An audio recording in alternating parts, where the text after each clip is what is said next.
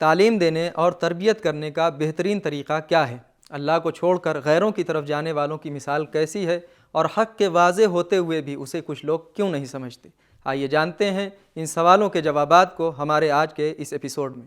بسم اللہ الرحمن الرحیم۔ ناظرین کرام، السلام علیکم۔ سبیل قرآن کے اس تفسیری پروگرام میں ایک بار پھر آپ کو خوش آمدید کہتے ہیں۔ آج آپ کے سامنے سورہ عنکبوت کی آیت نمبر 41 سے 44 تک کی تفسیر پیش کریں گے۔ تو آئیے سب سے پہلے اس سورہ کی آیت نمبر 41 کی تلاوت کو اس کے ترجمے کے ساتھ غور سے سنتے ہیں۔ کتاب انزلناه الیک مبارک لیدبروا آیاته ولیتذکر اولو الالباب۔ بسم اللہ الرحمن الرحیم۔ مثل الذين اتخذوا من دون الله أولياء كمثل العنكبوت اتخذت بيتا وإن أوهن البيوت لبيت العنكبوت لو كانوا يعلمون۔ جن لوگوں نے خدا کے سوا دوسرے کارزار بنا رکھے ہیں، ان کی مشکل اس مکڑی کی سی ہے جس نے اپنے خیال ناقص میں ایک گھر بنایا، اور اس میں تو شک ہی نہیں کہ تمام گھروں سے بودا گھر مکڑی کا ہوتا ہے، اگر یہ لوگ اتنا بھی جانتے ہوں۔ تلاوت اور ترجمے کو سننے کے بعد اب آئیے اس آیت کے نکات کو بھی سنتے ہیں۔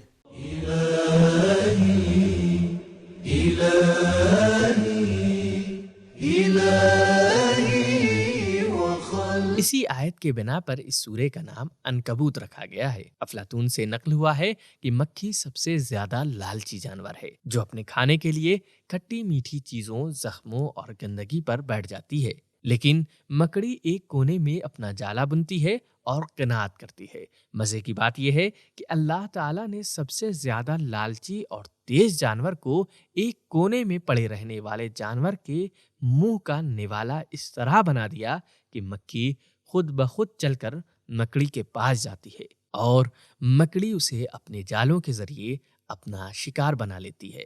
نکات کو سننے کے بعد اب آئیے اس آیت میں موجود پیغامات کو بھی جان لیتے ہیں۔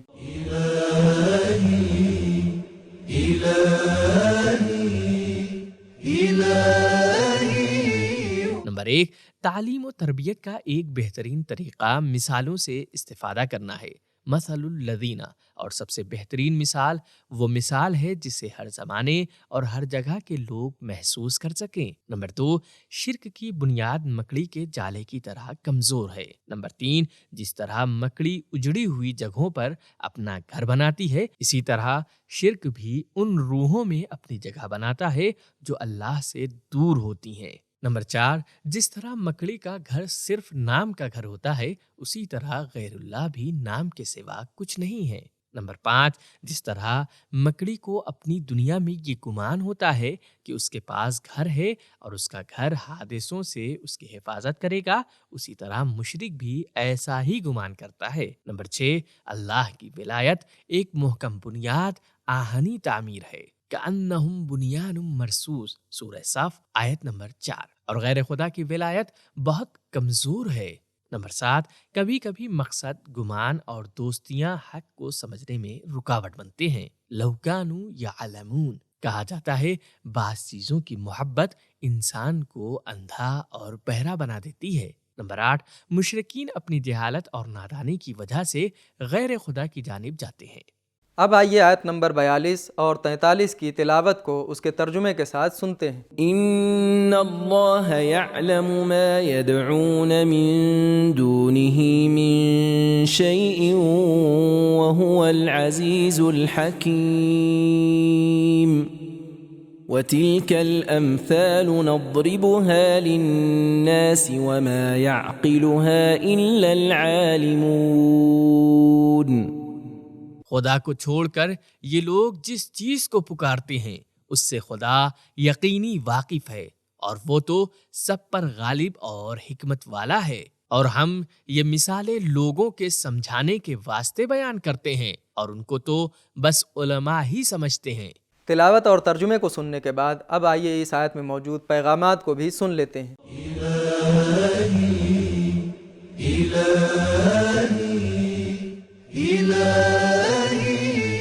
نمبر 1، انسان کے اللہ کے علاوہ کی طرف جانے پر اللہ کی نظر ہے، لہذا خود کو جواب دینے کے لیے آمادہ رکھیں۔ نمبر 2، شرک کو مکڑی کے جال سے تشبیہ دینا اللہ کے علم کی وجہ سے ہے۔ نمبر 3، غیر خدا پر بھروسہ کرنے کے بجائے جو مکڑی کے جالے کی طرح کمزور اور بے بنیاد ہیں، اس اللہ پر بھروسہ کریں جو قدرت والا اور نہ ہارنے والا ہے۔ نمبر 4، ہمارے اللہ کو چھوڑ کر کسی اور کی طرف جانے سے اللہ کو کوئی نقصان نہیں پہنچتا۔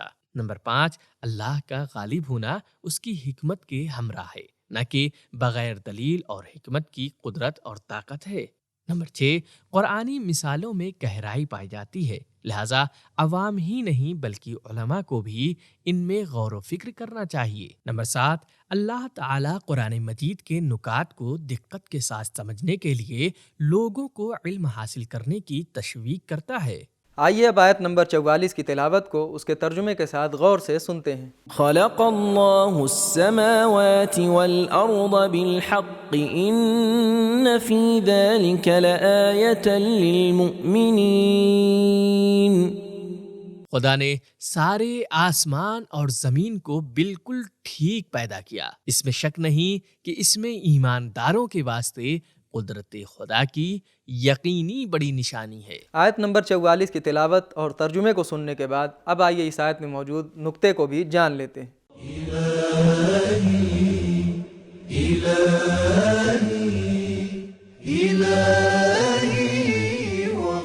اللہ کے علاوہ جو کچھ بھی ہے وہ مکڑی کے جالے کی طرح کمزور اور فنا ہو جانے والا ہے، لیکن اللہ تعالی عالم بھی ہے، یعلم ما یدعون، غالب اور حکمت والا بھی ہے، وَهُوَ الْعَزِيزُ الْحَكِيمُ، اور دنیا کو پیدا کرنے والا بھی، خلق اللہ۔ نقطے کو سننے کے بعد اب آئیے اس آیت میں موجود پیغامات کو بھی جان لیتے ہیں۔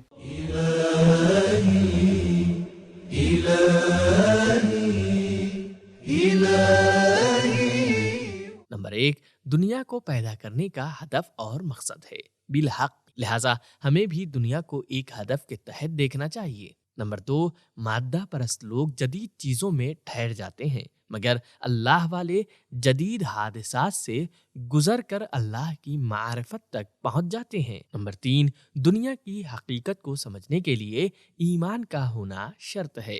تو ناظرین کرام، ہم نے یہ جانا کہ تعلیم دینے اور تربیت کرنے کا ایک بہترین طریقہ یہ ہے کہ ایسی مثالوں سے استفادہ کیا جائے جسے ہر جگہ کے لوگ محسوس کر سکیں۔ اللہ کو چھوڑ کر غیروں کی طرف جانے والوں کی مثال مکڑی جیسی ہے جو اپنے گھر یعنی جالے کو بہت مضبوط سمجھتی ہے، لیکن اصل میں وہ بہت کمزور ہوتا ہے۔ حق بالکل واضح ہوتا ہے، لیکن کچھ لوگ دوستی اور گمان کی وجہ سے اسے سمجھ نہیں پاتے۔ یہ تھے ہمارے سوالوں کے جوابات۔ ملتے ہیں اگلے ایپیسوڈ میں، تب تک کے لیے خدا حافظ۔ سبیل قرآن، قرآنی سماج کی پہچان۔